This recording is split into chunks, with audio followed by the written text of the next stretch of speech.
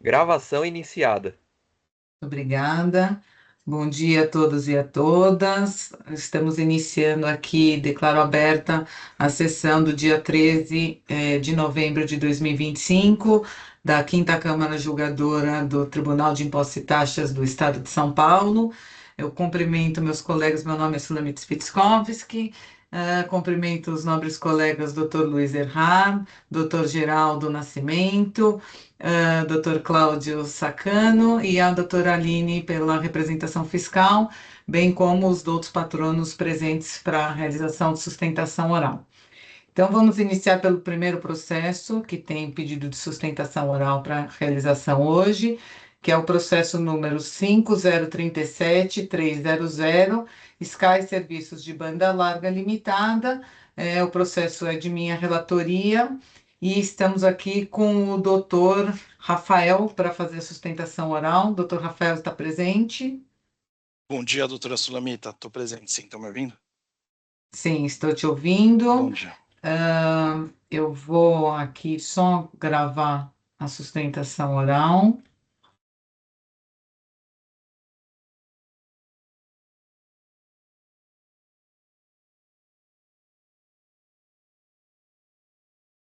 Doutor Rafael, eu pergunto se o senhor dispensa a leitura do relatório.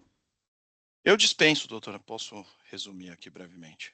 Certo, eu vou passar então a leitura da acusação fiscal e depois eu passo a palavra ao senhor. Trata-se de recurso ordinário, em face da decisão de primeira instância, que manteve o auto de infração cuja acusação fiscal está assim pautada. Acreditou-se indevidamente do ICMS no montante tal, pela emissão da escrituração de livro de escrituração no livro de registro de entradas da EFD de 11 de 2018, na nota fiscal eletrônica modelo 55, série número 2, número tal, de 28/11/2018, com a chave de acesso número tal, bem como seu lançamento na GIA de 11 de 2018. Esse montante foi creditado em caráter provisório, adotando-se o procedimento previsto no artigo 10, parágrafos 8 e 9 do anexo 17 do RICMES.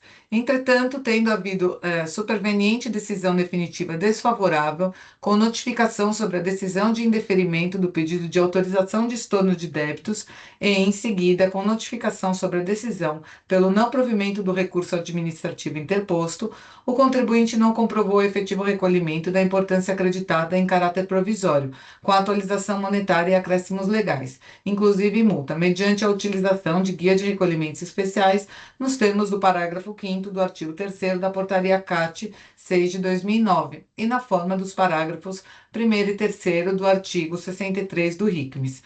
O detalhamento da infração encontra-se descrito no termo circunstanciado, que é parte inseparável deste ainda. Fazem provas da acusação, cópias da transcrição da nota fiscal eletrônica número 316, do livro de registros de entrada da EFD 11 de 2018, do livro de registro de apuração do ICMS da EFD, de transcrições da GIA de 11 de 2018, do processo sem número tal, das notificações fiscais e dos demais documentos juntados. Este é o relato da infração e eu passo a palavra ao doutor procurador para sustentação oral. Tem 15 minutos para a palavra. Muito obrigado, doutora Sulamita. Demais julgadores, muito bom dia. Agradeço aqui a oportunidade de poder sustentar oralmente as razões aqui do recurso ordinário da Sky. Esse caso, a Sky Serviços de Banda Larga, ela é uma empresa que atua eminentemente no ramo de serviços de telecomunicação e primordialmente em TV via satélite, TV por assinatura via satélite. E dentro do business da Sky, desses prestadores, né, de serviços de telecom, de TV via satélite para consumidor final, né? Então o grande consumidor aqui, o grande contratante dos serviços da Sky são pessoas físicas, né? Como nós aqui, quando assistimos ali a TV por assinatura na nossa televisão. Dentro desse business tem algumas particularidades que como funciona, primeiro, como funciona o faturamento dos serviços. O faturamento dos serviços, como o pacote ele tem um preço fixo, né, um preço até o serviço prestado aqui, né, um serviço não medido, então ele tem um preço fixo, independente do quanto ali que o usuário final assiste ou não, tanto importa se eu vou assistir 2 minutos por mês ou se eu fico com a TV ligada o mês inteiro, ele tem um preço fixo. E ele é cobrado 15 dias antes do encerramento da prestação do serviço, ou seja, ele é cobrado de forma antecipada.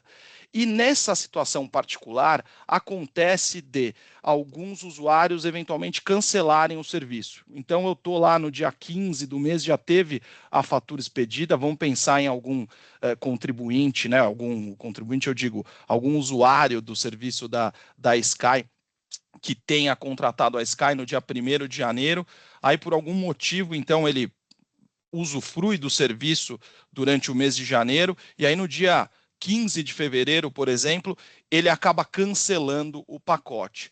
A fatura já vai ter sido emitida, consequentemente, o imposto pela Sky também já é automaticamente recolhido, ele recolhe de forma antecipada o ICMS comunicação dentro dessa fatura. O que acontece é que esse cancelamento ele acaba interrompendo a prestação do serviço, em que pese você já ter tido a emissão da fatura e também o recolhimento do imposto, e acaba tendo um direito da recorrente de recuperar esse ICMS pago a maior nessa situação de que o serviço, por exemplo, foi cancelado. Você tem outra situação, por exemplo, de um downgrade. Então, eu tenho um determinado pacote que ele abrange uma totalidade de canais. Então, ele tem um preço X.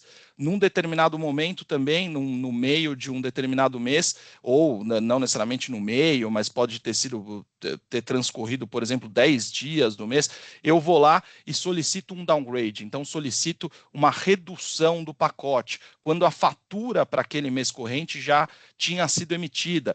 Então, eu também tenho essa ausência de fato gerador, porque o meu serviço ele foi diferente, né? Então, um pacote que abrangia uma totalidade de serviços ali, que aí tinha uma base de cálculo mais alargada, ele fica, consequentemente, né, por um valor menor e, por consequência, com uma base de cálculo menor, e, por consequência, o recolhimento do ICMS comunicação também deveria ser menor. Uma vez que a recorrente, a Sky, já efetuou esse recolhimento, também, mais uma vez, nasce esse direito ao crédito. A recorrente, como eu pontuei aqui para os senhores, ela atua nesse mercado, né, do usuário final, então ela emite quase mais de 11 milhões de notas quando você analisa o exercício corrente. E dessas 11 milhões de notas, essas situações são poucas, né? Não tá longe de ser assim uma maioria onde você tem a situação de downgrade, onde você tem a situação de cancelamento, ou até mesmo a interrupção do sinal, também é um terceiro ponto aqui que eu queria pontuar para os senhores. Eu acho que essas questões fáticas são bem relevantes nesse caso, que quando você tem também a interrupção do sinal por falta de pagamento, o serviço para de ser prestado.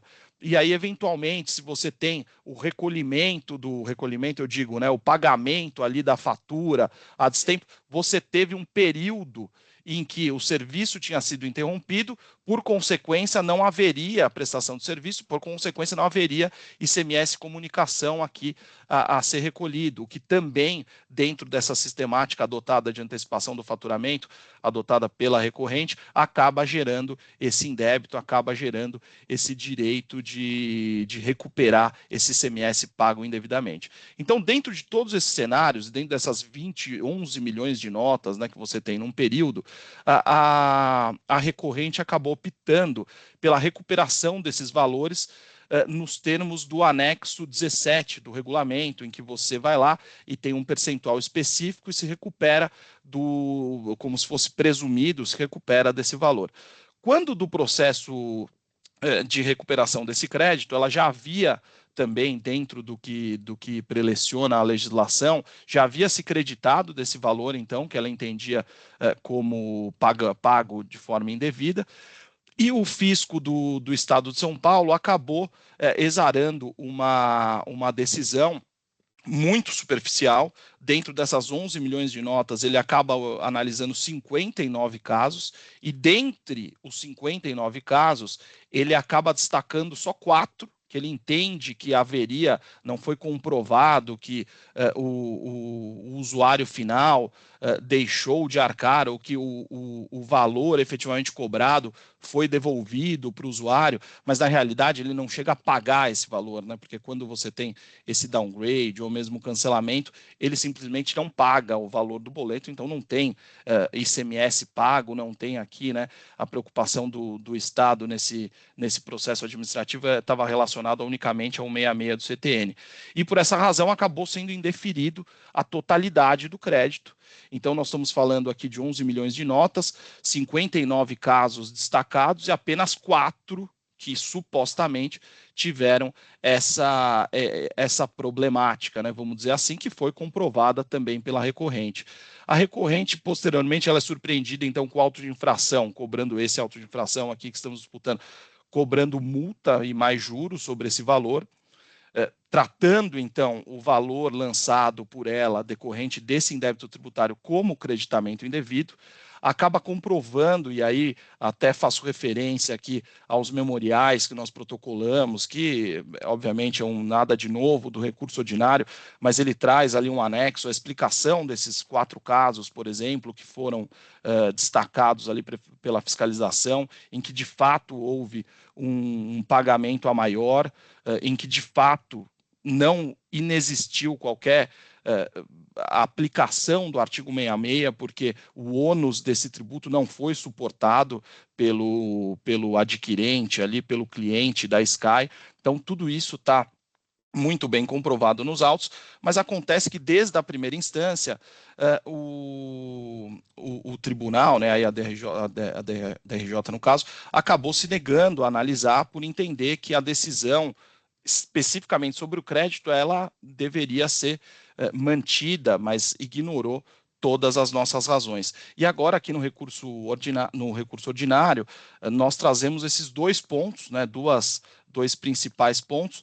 O primeiro com relação à questão processual, que deveria sim ser analisado todos os argumentos e que a recorrente ela comprovou de forma documental e clara o direito ao crédito. A ausência dessa transferência do encargo financeiro, ainda em que pese essa alegação, né, de 4 notas fiscais problemáticas acabarem com um crédito de mais de 34 milhões, né? Então é completamente desproporcional e irrazoável que qualquer tipo de fiscalização se paute em 4 notas que dariam um valor ínfimo para negar um crédito de 34 milhões e para, na realidade, resultar numa cobrança de creditamento indevido de 34 milhões de principal, né? Então estamos falando exatamente do valor histórico do crédito que foi tido como um creditamento inidôneo.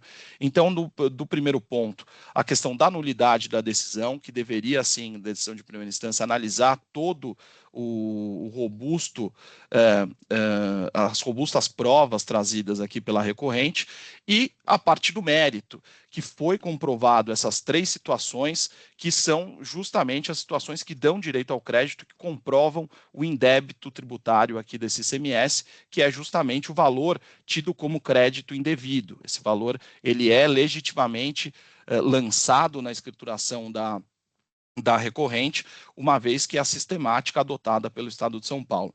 São esses pontos, eu fico aqui à disposição, ressaltando, então, que dentro dos memoriais e também no próprio recurso ordinário foi comprovado todos de forma bem didática, a gente tentou ser didático aqui, porque essa questão do faturamento antecipado acaba trazendo uma certa complexidade aqui quando você analisa as notas fiscais, mas dentro das datas aqui que a gente colocou, fica bem evidente que você está tratando, sim, de situações de cancelamento, situações de downgrade, e que o imposto foi efetivamente pago pela Sky de forma indevida.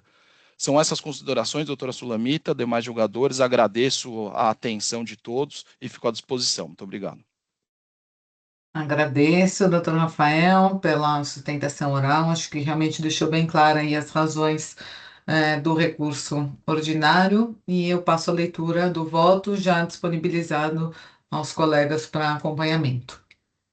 O recurso ordinário preenche as condições legais de admissibilidade, por isso dele conheço. Conforme relatado a Lures, a acusação fiscal se resume na apuração do creditamento indevido de CMS decorrente da emissão de registro de nota fiscal eletrônica número 316, datado de 28/11/2018, e de seu lançamento na GIA referente ao mês de novembro de 2018. Preliminarmente, a recorrente alega, em suma, que a decisão de primeira instância padece de nulidade, por não ter examinado os argumentos e documentos apresentados em sua defesa. Alega que o julgador teria se limitado a reconhecer a infração com base na ausência de estorno dos créditos provisórios após o indeferimento do pedido de restituição, e que, mesmo diante das inconsistências pontuais identificadas pelo fisco, o indeferimento integral teria sido fundamentado apenas em norma específica. Defende que tal postura viola os princípios do contraditório da ampla defesa, previstos na Constituição Federal e na legislação estadual, ressaltando que a manifestação da Cefaz São Paulo não vincula a autoridade julgadora, que deveria ter apreciado os elementos constantes dos autos. Entretanto, não assiste razão à recorrente de maneira que a faça preliminar de nulidade da decisão. Explico. A decisão de primeira instância analisou de forma suficiente os elementos essenciais à solução da controvérsia, abordando a tese central discutida nos autos, com fundamentação jurídica adequada relativamente ao creditamento indevido. Conforme se observa as folhas 697 seguintes, a decisão descreve a infração, identifica os dispositivos legais aplicáveis, esclarece a natureza provisória do crédito e destaca que, após o indeferimento do pedido de estorno de débitos, a recorrente manteve o crédito indevido em sua escrituração, o que motivou a lavratura do AIM. Também foram tratados os critérios de atualização da multa e a alegação de inconsistência pontual da amostragem fiscal. Ademais, a decisão não padece de omissão ou vício de fundamentação. O que se verifica é a tentativa da recorrente de rediscutir, no âmbito deste processo, aspectos relacionados ao mérito do pedido de estorno de débitos, cuja análise já foi exaurida no procedimento administrativo específico, juntado às folhas 428 e 482, justificando o julgador o motivo pelo qual não adentrou no reexame dessas questões. Assim, entendo não haver qualquer nulidade na decisão recorrida e também no mesmo sentido do quanto disposto no julgado de primeiro grau, no tocante à impossibilidade de reanálise dos documentos apreciados em procedimento administrativo próprio, considero incabível, no presente caso, o pleito subsidiário formulado pela recorrente, as folhas 744 de conversão do julgamento em diligência. Com relação ao mérito, a recorrente reafirma os fundamentos fáticos anteriormente apresentados, os quais, em sua ótica, teriam ensejado a incidência do ICMS sobre situações desprovidas de fato gerador. Para sustentar essa tese, invoca o artigo 113 do Código Tributário Nacional, que condiciona o surgimento da obrigação tributária e efetiva ocorrência do fato gerador, bem como o artigo 2º, inciso 3 da Lei Complementar 8796. Com base nessa premissa, defende possuir direito subjetivo à restituição dos valores recolhidos indevidamente por configurarem verdadeiro indébito tributário. Para tanto, fundamenta-se nos princípios constitucionais da capacidade contributiva, da vedação ao confisco, ambos da Constituição Federal. Assim, contesta, no presente caso, a impossibilidade de reaver os montantes que entende ter recolhido indevidamente, sustentando a legitimidade dos créditos apropriados. Novamente, não assiste razão à recorrente. Isso porque, conforme já exposto na decisão de primeiro grau, hora recorrida, e na própria manifestação da representação fiscal, o AIM se refere a crédito indevido de ICMS decorrente da não realização do estorno do valor creditado após indeferimento do pedido de autorização para estorno de débitos de ICMS indevidamente destacados em nota fiscal de serviço de comunicação, modelo 21, e de telecomunicação, modelo 22. Nos termos do artigo 10, parágrafo 9º do anexo 7º do RICMES e do artigo 3º, parágrafo 5º da Portaria CAT 6 de 2009, empresas de telecomunicações submetidas a regime especial devem solicitar autorização prévia à Cefaz para efetuar estorno do imposto indevidamente debitado, mediante envio de arquivo eletrônico. Caso o pedido não seja apreciado em até 6 meses, é admitido o crédito provisório, que deve ser cancelado e recolhido em até 15 dias da notificação, se o pedido vier a ser indeferido, conforme artigo 63, parágrafos 1º a 3º do RICMES. No caso concreto, a autuada, hora recorrente, concessionária de serviços de telecomunicações, protocolou o pedido de autorização para estorno de ICMS referente a débitos indevidos em nota fiscal, modelos 21 e 22, relativos a abril de 2014 a dezembro de 2015, sob o número GDOC número tal, posteriormente migrado para o processo SEM número tal.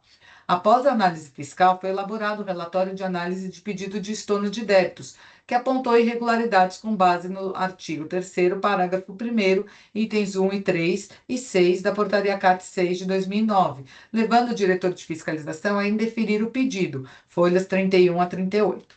A recorrente foi notificada em 24 de 10 de 2022, notificação número tal, a estornar o crédito provisório e recolher os valores com acréscimos legais, sendo-lhe facultado novo pedido corrigindo as falhas.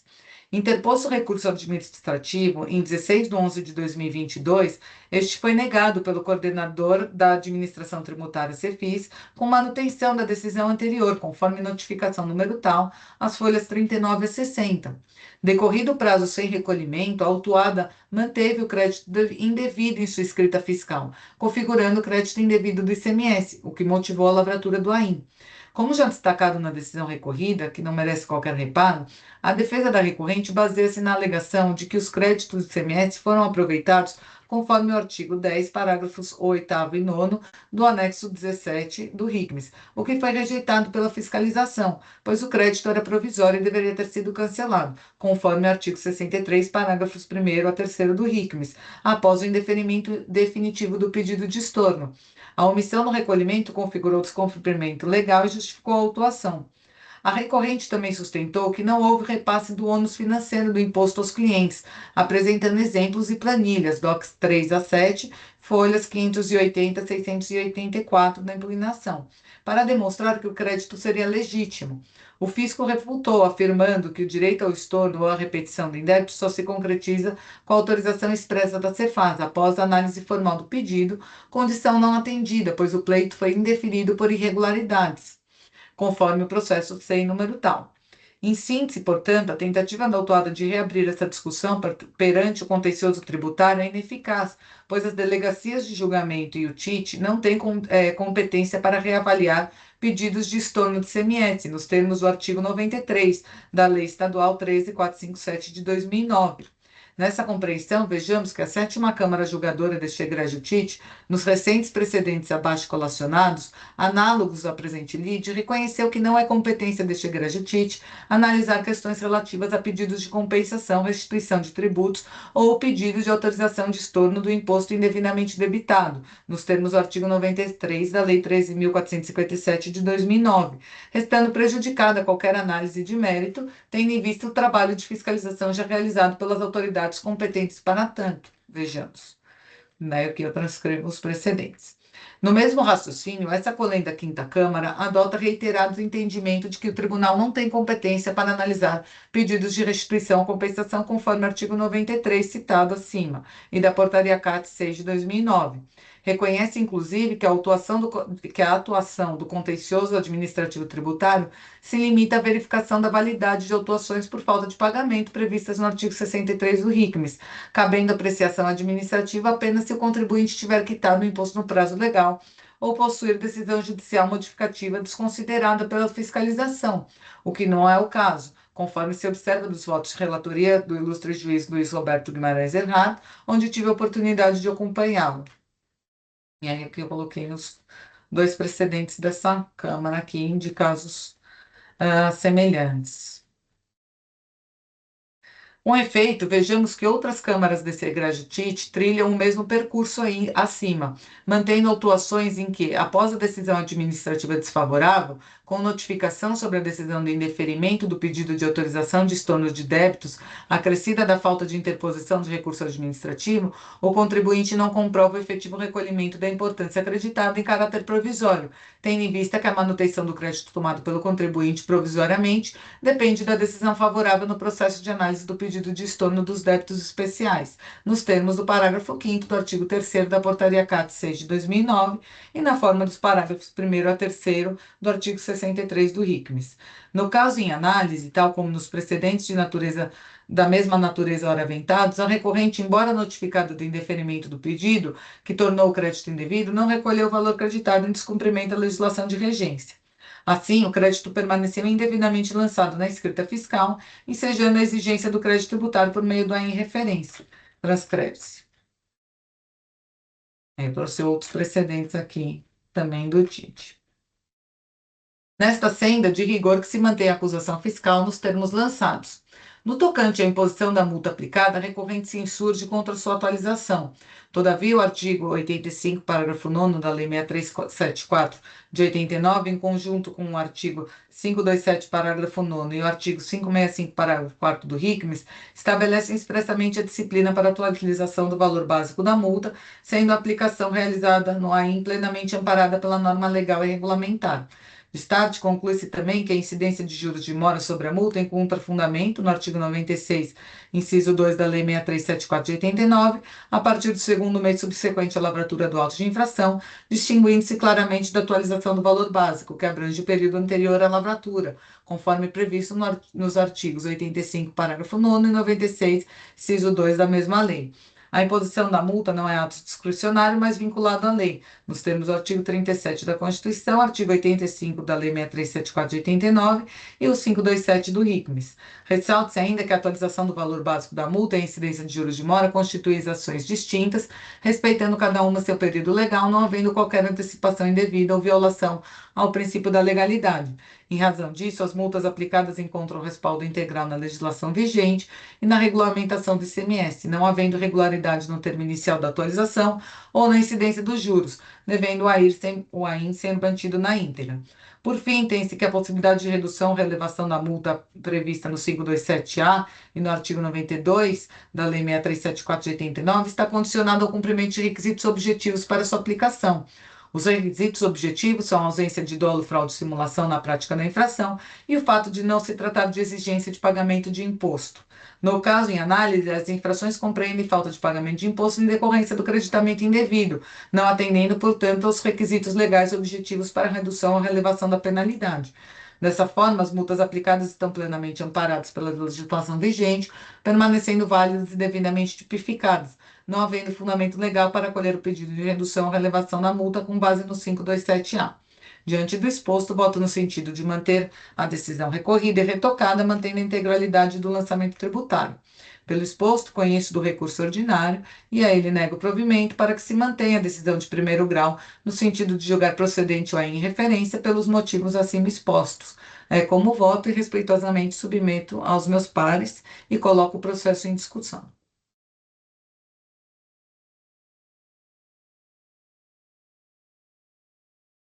Doutor Sulamita, parabéns pelo voto, vou acompanhar. Está seguindo toda a jurisprudência dessa coisa.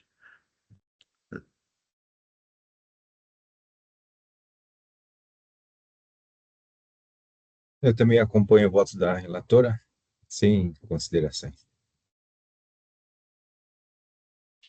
Também acompanho o cumprimento pelo brilhante voto que a doutora Sulamita, trazendo vários precedentes aqui, deu uma aula aí sobre o tema. Obrigado. Eu agradeço, então, vou encerrar os debates.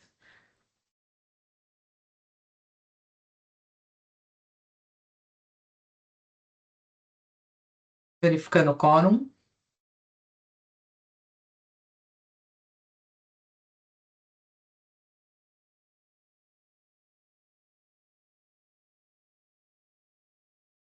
Votação iniciada.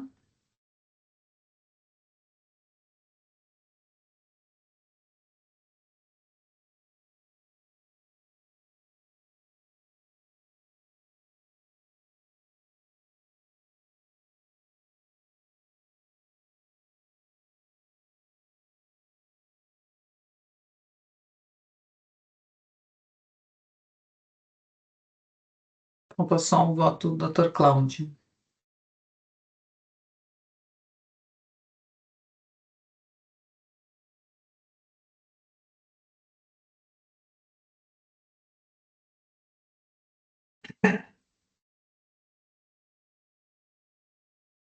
Só um minutinho, não estou achando aqui, eu estou no processo, mas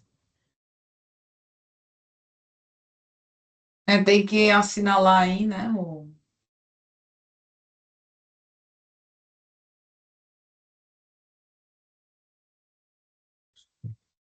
por que que não aparece? Deixa eu voltar uma vez aqui. Parece que ele travou, tá? Tá bom.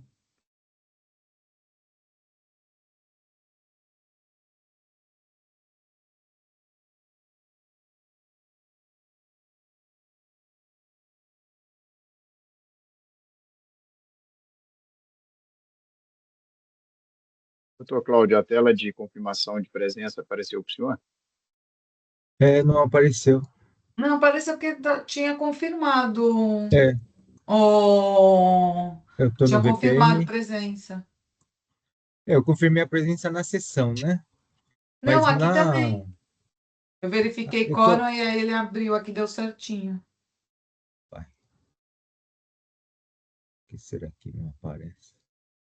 Será Antes, que eu. normalmente ele Deixa aparece eu vou confirmar. reabrir então os debates aqui. Agora aparece. Peraí, encerrar debates. Não, Verificando o quórum novamente. agora sim. Devemos fazer de novo ou só ele, doutor Sulamita? Não, vou ter que fazer de novo. Tá. Aí, Isso, agora confirmar o todos quórum, né? confirmaram. Isso. Iniciando Esse botão não votação. tinha aparecido para mim. Agora Votação sim. iniciada. Agora veio.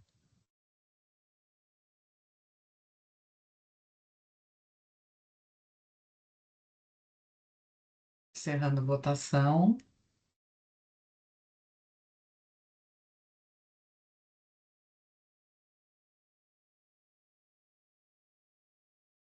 Encerrando o julgamento. Portanto, o processo Sky Serviços de Banda Larga 5037.300 teve o seu recurso ordinário conhecido e não provido nos termos do voto da relatora, acompanhado à unanimidade pela Câmara. Agradeço, doutor Rafael. Fica à vontade para permanecer na sessão ou sair, se assim desejar. Obrigado, bom dia, agradeço. Bom, seguimos aqui para o próximo processo, que também é de minha relatoria. É o processo Belgo Becaert Arames Limitada. O AIN é o número 5035948 e temos aqui a presença do Dr. Pedro, que já teve a possibilidade de fazer a sustentação oral na última sessão.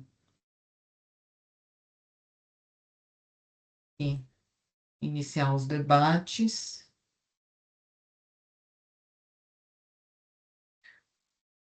Estou gravando a sustentação oral.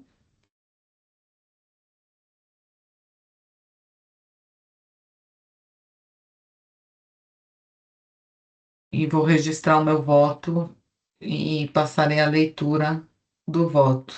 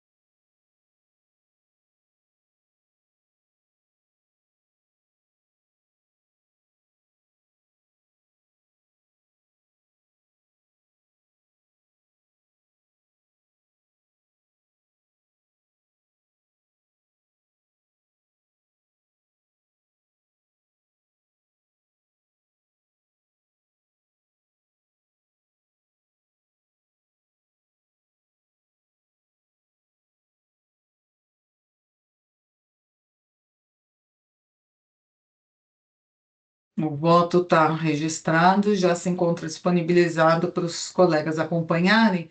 Como já foi feita a sustentação oral e o doutor Geraldo e o doutor Cláudio não estavam presentes, eu vou só fazer uma leitura da acusação fiscal para estarem cientes do que se trata e depois eu passo então a leitura do voto. Aqui estamos falando de duas infrações, cujo relato da infração está assim descrito. Creditou-se indevidamente de ICMS no montante tal, em janeiro e abril de 2021, em junho de 2021 a dezembro de 2022, na data e valores especificados no anexo número 1, que passa a fazer parte integrante desse AIN, por ter sido creditado ICMS maior que o destacado no documento fiscal. Notas fiscais eletrônicas, modelo 55. deixou de escriturar, no período de janeiro de 2021 a dezembro de 2022, documentos, notas fiscais eletrônicas, modelo 55, relacionados no anexo 2, que passa a fazer parte integrante deste AIM, relativos à entrada de mercadoria no estabelecimento, sendo que já se encontravam escrituradas as operações no período. Essas são as duas infrações aqui em pauta. Passo a leitura do voto. O recurso ordinário preenche as condições legais de admissibilidade, por isso dele conheço. De plano, eu faço a preliminar de nulidade do auto de infração, tendo em vista que o referido AIM preenche os requisitos dispostos no artigo 142 do CTN, quais sejam a descrição do fato gerador, a determinação da matéria tributável, a identificação do sujeito passivo, as penalidades aplicáveis e os dispositivos infringidos, devidamente instruído com provas e elementos essenciais à validade do lançamento. Vejamos. Ademais, cumpre destacar que o artigo 34 da Lei 13.457 de 2009, artigo 534, inciso 1 do RICMES e artigo 194 do CTN dispõem que a atividade fiscal deve ser estritamente vinculada à lei, observadas as regras, formalidades e competências legalmente fixadas, de modo a assegurar as garantias individuais do contribuinte e a regularidade do procedimento administrativo tributário. Assim, em consonância com o entendimento adotado na decisão de primeiro grau, não há que se falar em cerceamento de defesa, uma vez que a autuada teve pleno conhecimento dos fatos imputados e apresentou defesa minuciosa, acompanhada de ampla documentação. Diante disso, deve ser afastada a preliminar de nulidade suscitada, prosseguindo-se na análise do mérito do AIM. Conforme relatado a Lures, a controvérsia do item 1 refere-se à acusação de aproveitamento indevido de crédito de CMS com infringência do artigo 61, parágrafo 5º do RICMES, dispositivo que garante o direito ao crédito do ICMS cobrado anteriormente sobre mercadorias ou serviços regularmente tributados que entrem no estabelecimento do contribuinte, impondo, contudo, que se o imposto for destacado em valor superior ao devido, o excesso não poderá ser apropriado como crédito. A manifestação fiscal que embasou o voto julgador qual aduz que os produtos finais produzidos pela recorrente não estão sujeitos à tributação do ICMS-ST. Portanto, o ICMS-ST dessas matérias-primas e materiais de embalagem deve constituir o processo de produção como custos de produção e não ter esses respectivos valores abatidos como crédito ICMS da operação própria do autuado. A recorrente, por sua vez, sustenta que o artigo 272 do RICMES autoriza expressamente o crédito do imposto nas operações com mercadorias não destinadas à comercialização, mas empregadas no processo produtivo, devendo o crédito ser calculado sobre a base de cálculo da operação própria do remetente. Argumenta ainda que o dispositivo não limita o crédito do imposto da operação própria, apenas define o critério de cálculo. Em reforço, cita a resposta à consulta 29496 de 2024 da Cefa São Paulo, que reconhece o direito ao crédito do ICMS retido por substituição tributária nas aquisições destinadas ao processo industrial, alegando-se adequar totalmente ao seu caso. Assim, por se tratar de materiais intermediários e de embalagem diretamente vinculados à produção e recebidos com ICMS-ST retido, defende ser legítimo o aproveitamento dos créditos realizados, requerendo o cancelamento da infração do item 1 do AIM por estar supostamente em conformidade com o artigo 272 do RICMES e com o entendimento fazendário vigente. Entretanto, não assiste razão à recorrente. Explico. De plano, vejamos que o procedimento previsto no artigo 272 se refere somente ao imposto que corresponderia à operação própria do remetente. Conforme lecionado na própria RC mencionada pelo contribuinte, evocada pela recorrente, contribuinte paulista que adquire mercadoria com imposto retido antecipadamente, quando destinado ao processo industrial e não à comercialização, tem direito ao crédito do imposto na forma do artigo 272. Contudo, destaca que tal crédito deve ser calculado conforme o artigo 272 e escriturado com essa observação, o que evidencia da própria leitura do referido dispositivo que o crédito é restrito ao imposto da operação própria do remetente, não se estendendo ao ICMS-ST. Nesse mesmo sentido, outra resposta à consulta 30.448 de 2024 reconhece que o crédito de ICMS a que se refere o artigo 272 é limitado ao valor do imposto relativo à entrada da referida mercadoria, conforme previsto no artigo 272. Assim, o crédito fiscal deve ser calculado com base na operação própria do remetente, ainda que a mercadoria tenha sido recebida sob o regime da substituição tributária.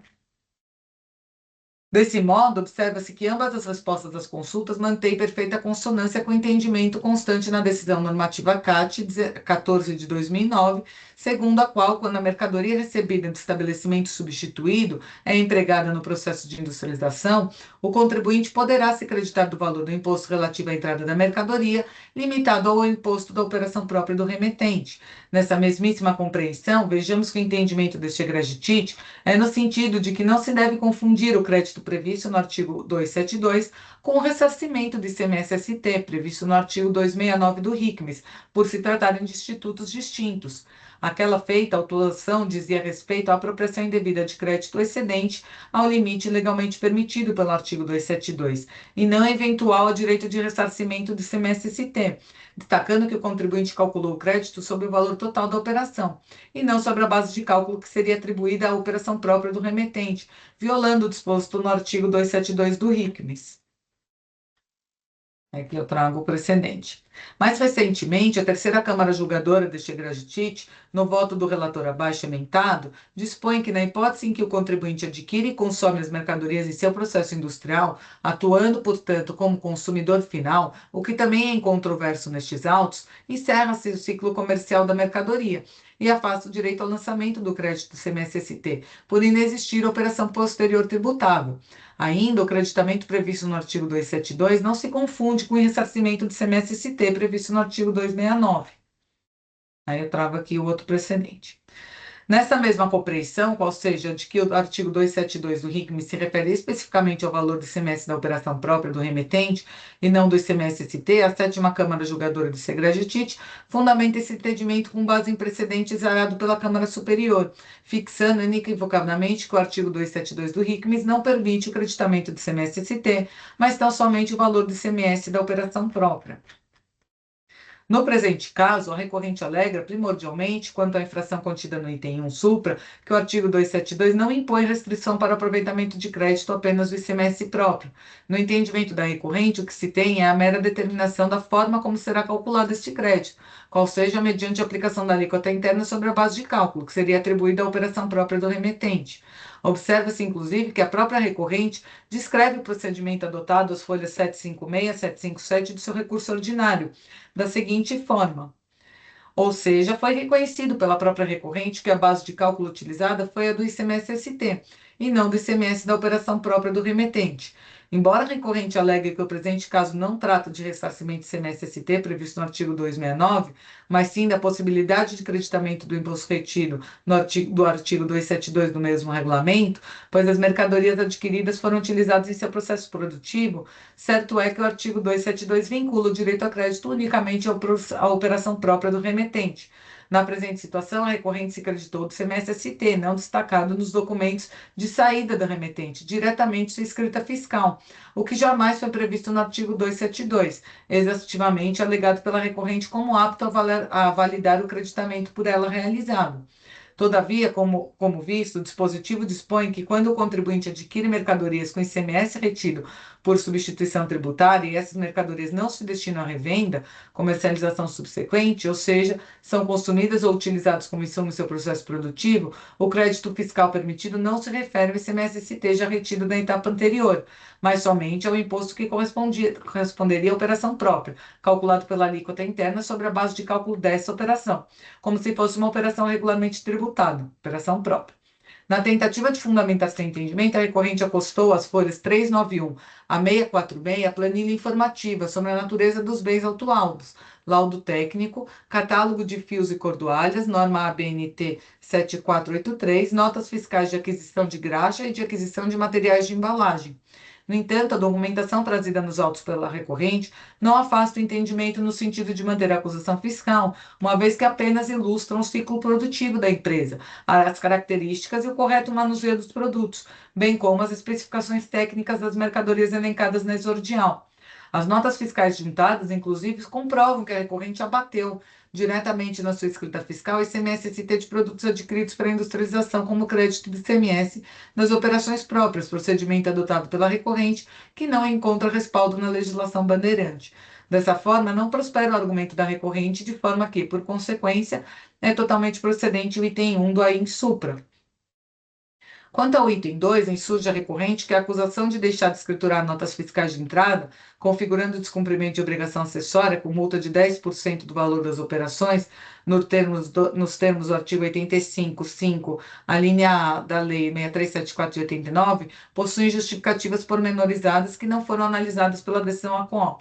Conforme consta dos autos, as notas fiscais autuadas no item 2 abrangem operações canceladas por fornecedores. Aí tem aqui os fornecedores, né? Emissões indevidas em operações triangulares, também aqui com os emissores, e documentos rejeitados por falhas eletrônicas. E devoluções de mercadorias defeituosas. Diante das provas documentais e da ausência da análise específica pela instância de origem, a recorrente requer a reforma da decisão e o cancelamento da infração 2 do AIM, por inexistência da infração material e impropriedade da penalidade. Acostada da sua defesa exordial, a recorrente apresenta as folhas 647 a 728, notas fiscais emitidas pelas empresas tais e tais, para anular as operações, notas fiscais emitidas indevidamente pelas empresas tais e tais, e, por fim, registros internos indicado recusa das notas fiscais emitidas pelas empresas tais e tais. Alega em apertada síntese que se trata de documentação emitida indevidamente contra a empresa, e ainda em parte para anular operações que foram canceladas pelos próprios fornecedores envolvidos. Neste ponto, peço licença aos meus pares para colacionar excertos da decisão de primeiro grau, ora recorrida, que trata exatamente dessas notas fiscais. Nesta exata compreensão, observa-se a análise realizada pela manifestação fiscal, as folhas 772 a 774.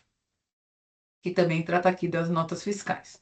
Com efeitos, observa-se da jurisprudência deste egredite em recusações de ausência de escrituração de notas fiscais de entrada, quando já escrituradas notas no período, que a falta de registro de nota fiscal eletrônica é uma infração de natureza formal, inclusive por se tratar de infração formal, sem exigência do imposto e sem comprovação de dolo, fraude ou simulação, a referida acusação seria, em tese, hipótese de aplicação do artigo 527-A, desde que observados os requisitos objetivos para sua aplicação e os elementos para a dosimetria do quanto a ser reduzido da multa originalmente imposta. Contudo, inexiste pedido de redução ou relevação da multa nos termos do artigo 527-A do RICMES no recurso ordinário, e nem mesmo na defesa exordial da recorrente, motivo pelo qual deixo de apreciar a matéria. Destaque quanto ao mérito do item 2 supra, os eventos ocorridos posteriormente e alegados pela recorrente não possuem o condão de eximi-lo da obrigação de escriturar corretamente as notas fiscais eletrônicas de entrada, modelo 55 na EFD, sendo que os documentos apresentados não contêm qualquer observação que justifique a omissão, configurando inclusive o próprio reconhecimento da infração pela recorrente, que jamais contesta a não escrituração dessas notas fiscais. Saliente-se que a autuação decorre do descumprimento de obrigação acessória, que se converte em obrigação principal nos termos do artigo 113, parágrafo 3º do CTN, sujeitando o infrator à penalidade prevista no artigo 85, inciso 5, a linha A, parágrafos 9º e 10º da Lei 6374 de 89, exatamente como lançado originalmente. Transcreve-se. Diante do exposto, de rigor que se mantém a decisão de primeira instância, no sentido de manter incólume a autuação hora aventada, motivo pelo qual voto em manter a decisão recorrida, mantendo a integralidade do lançamento tributário. Pelo exposto, conheço do recurso ordinário e a ele nego provimento para que se mantenha a decisão de piso no sentido de julgar procedente ou em referência pelos motivos acima expostos. É como voto e respeitosamente submeto aos meus pares. Eu vou abrir aqui só para uma edição, que eu vou colocar um precedente que acho que na hora que eu colacionei não entrou. Mas dois precedentes sobre essa questão do 527A. E o processo encontra-se em discussão.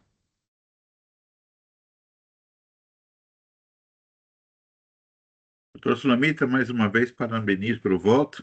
Outra aula, vou acompanhar.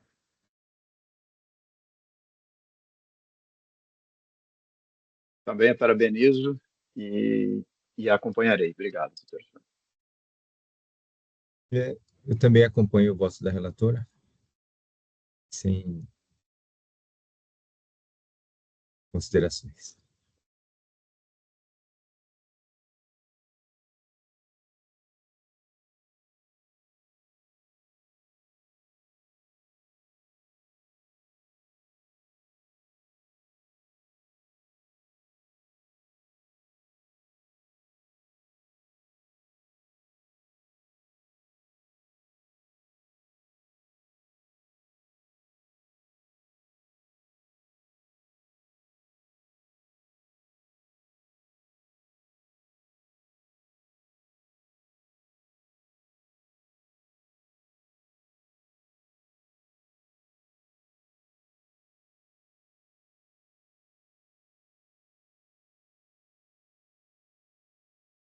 Então, vou encerrar aqui os debates. Verificando o quórum.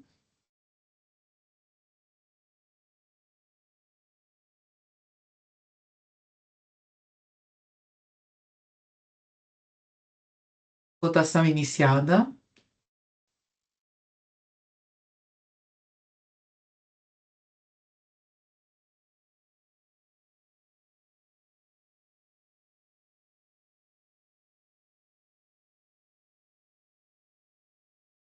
Votação encerrada. Então, agradeço ao doutor Pedro pela presença e pela sustentação realizada na última sessão. E o processo Belgo BKE da Arames, aí número 5035948, teve o seu julgamento do recurso ordinário conhecido e negado provimento por unanimidade de votos nos termos do voto da relatora. Muito obrigada, doutor Pedro. Fica à vontade para ficar ou se retirar, caso assim deseje. Obrigado, doutor Sulamita. Boa sessão a todos. Muito obrigada. Agora, peraí, só deixa eu encerrar o último julgamento.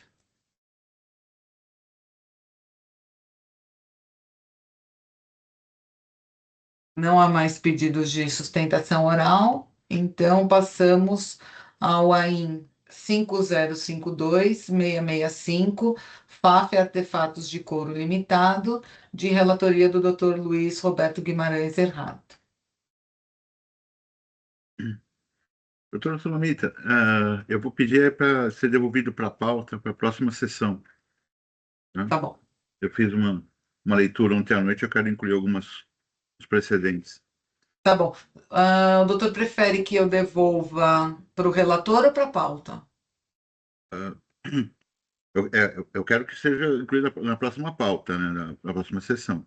Você pode se devolver Tem para mim. essas duas opções, devolver para a agenda de pauta ou devolver para o relator. Para colocar na próxima sessão, se devolver para mim, eu já libero agora e já fica disponível para a pauta, não é isso?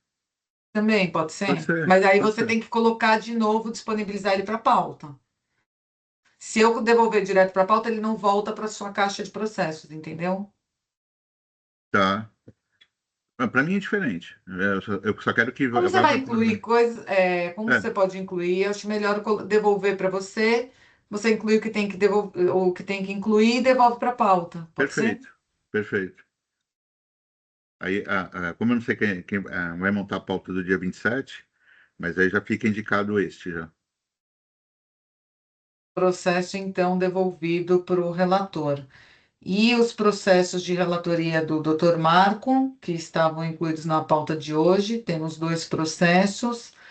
Eu vou devolver para a agenda de pauta, que ele já pediu para pautar na próxima, então já estou devolvendo para a pauta.